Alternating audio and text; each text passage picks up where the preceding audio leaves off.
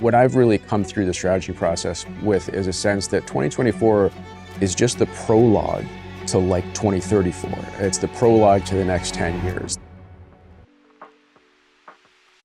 Development of the strategy this year, frankly, was done in a way that in the whole history of Northland Power, we've never done it that way before. This was a much more comprehensive, much more in-depth analysis of Northland and its opportunities and its future than ever has been undertaken before. The framework we articulated of get ready, get set, grow, I think it's a fantastic way of describing it. In the phase that we're in right now, it's really about focus. So we have a pipeline, we have a really strong pipeline. It's about continuing to focus on that pipeline and make sure that we are continuing to advance projects that are worth investing in. But as we push forward into that next phase, what we call the get set phase, that's where we're going to be broadening our perspective a little bit and looking potentially into new markets, new projects. The grow really is referring to the time at which we had now finished Hai Long and Oneida and Baltic Power, and we have further financial resources to put towards our next significant investments in the company.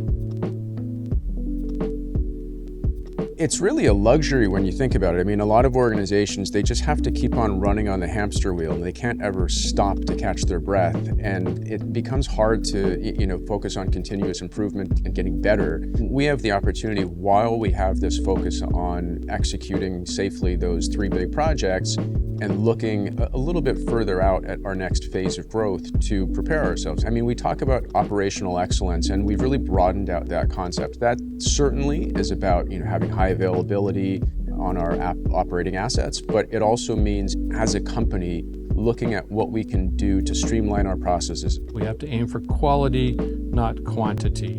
So in this get ready, get set period of time, we have to make sure we've got the right people in the right places, that we're pursuing the right projects, and if we're going to partner, who our partners are going to be on those projects. The partnerships are super important for Northland going forward, especially if we want to compete on the scale that we're looking to achieve. I think we will always need a mix or a good balance of technical competencies for sure, but also placing a lot more emphasis on those leadership attributes and really individuals that demonstrate the right behaviors, that come with that entrepreneurial winning mindset, which helps an organization like Northland and of its size win out there. What we came to fairly on in this process was the understanding that funding, money, finds its way to profitable projects. So what's incumbent on us is to develop projects that are going to be highly profitable. That solves itself. Big thing with shareholder value in particular is, Northland will set our strategy to the market, we'll outline our growth targets, and then we'll execute on that. If we have a misstep, especially on the construction projects that we have today, the credibility and the reputation of Northland will be impacted. There's a lot of growth that we're going to have to be doing, and as we grow, we need to really implement what we've learned, and it has to be prudent growth. We have to make sure we're in the right markets, and we have to be in projects developing opportunities that are worth investing in, that are going to be profitable and meet our return expectations. We look at the projects that we have and we decide, okay, this is a good region, this is not a good region. This is a good opportunity, this is not a good opportunity, and make some choices rather than pursue everything. And if we don't have the right number of quality projects that we want, well, it's our job to go out and find some more. It's making sure that you have alternatives because the market won't always be there. There could be geopolitical events. There could be macro factors that just have different external influences on our financiers or on our supply chain that's beyond our control. But I think going forward, what's important is we don't rely on the equity capital markets, and we do have multiple tools in the toolkit.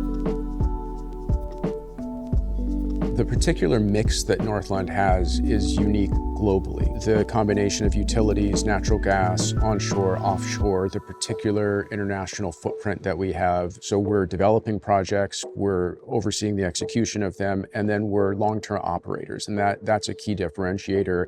That gives us a lot of credibility in the market. I think the best thing about our What's Next is it's not just one technology, it's not just in one jurisdiction. We are a very global company. We have a lot of opportunities in Canada, but also abroad. And for our investors, that's very attractive. We have a lot to look forward to now as we enter a period of real stability, where I think we will reap the benefit and reward of all of those strategic changes. And as we know, when you show up as a team in anything, you win as a team. There's a whole bunch of people out there who think Northland is a really exciting place. So I'm quite optimistic. 2024, it's not even a new chapter, it's like a new book. And we're like on page 1 of that book, and it's, spoiler alert, it's got a really happy ending.